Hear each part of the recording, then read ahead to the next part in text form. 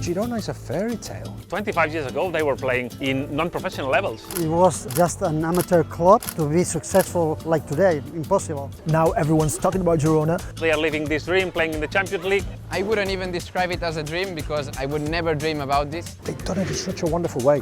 In fact, it's a little bit of a miracle.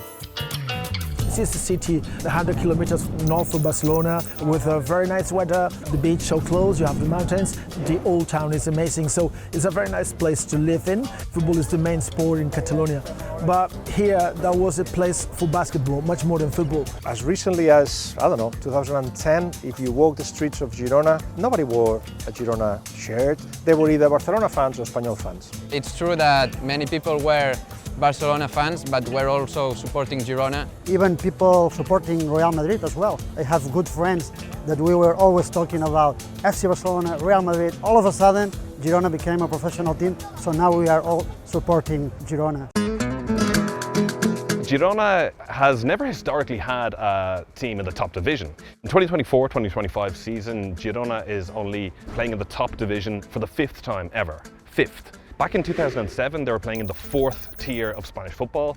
As recently as 1999, they were in the 5th tier. This is very regionalised, very semi-professional, not top-level football whatsoever. It was in maybe in the last 15, 20 years when everything changed. People here were discovering their own football team. Once they got into the 2nd division, the new generations were getting free tickets to go to the games and some audience appeared. Then you knew something was happening. The club changed hands in 2015. Pep Guardiola came in, that's Pep Guardiola's brother, as well as a French group of investors who then 2 years later sold the club to City Football Group. I think that you cannot separate the growth of Girona without the City Football Group. The sort of financial means, but especially all the network that the City Football Group provided to Girona in terms of loaning players, in terms of having scouting facilities, all the connections that the City Football Group brought to Girona. It basically made a difference to the club. Last season, in the best season of their history, they had the likes of Ian Couto, who was on loan from Man City, and Ángel Herrera, who was a player who was part of the City Football Group, Savinho, who now has played at Man City. Savinho is definitely a very interesting case study. Last season, he was owned by Troyes in France, a club that is a part of the City Football Group. He was on loan at Girona, again part of the City Football Group. And now this season he was purchased by Manchester City, obviously the main head of the City Football Group, purchased from Troyes. This is where the involvement of the City Football Group in the success of Girona starts to become a little bit more potentially questionable, you could say, potentially tainted. You've got Girona being helped in the know-how and some players by City. But the money is basically been raised by Girona themselves. It's not like the City Group puts a bunch of money there and that's why they can compete. No, they were the 8th budget in the division. Last season, their biggest signing ever, that was Dovic, the striker that ended up being La Liga's top goal scorer. He costed 8 million, so that was not something that was off the charts in La Liga levels. There's a sort of identity inside the club. They've always had players from Girona trying to represent the identity of the club and of the city, and the sort of investments that they did, they had to be sensible, despite being part of the City Football Group.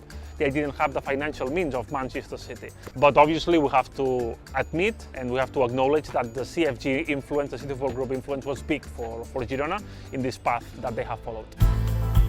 Of course, without City Group, Girona was not going to be where it is nowadays. That's obvious. But once they arrived, they brought talent. The success has to do with the right choice of a manager in Mitchell, who was not sacked when things were bad in the 2nd division. That's football intelligence. That's nothing to do with City. You can have lots of money, but maybe you have no success.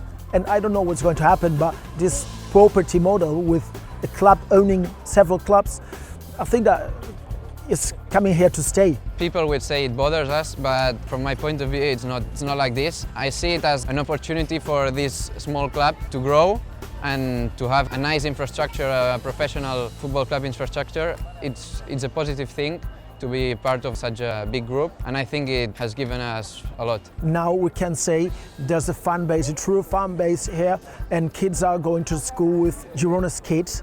They are not wearing Barcelona or any other kit, they are wearing Girona's kit. At the end it's good, but of course now it's more a business, but it's normal, it happens. I'm good with that because I'm able to watch Champions League games. I'm able to watch my team in La Liga. That success is unbelievable, completely unbelievable. It's a fairy tale that became true. Who knows where we're going to go in the future, but at the moment we have to enjoy it. Carpe diem.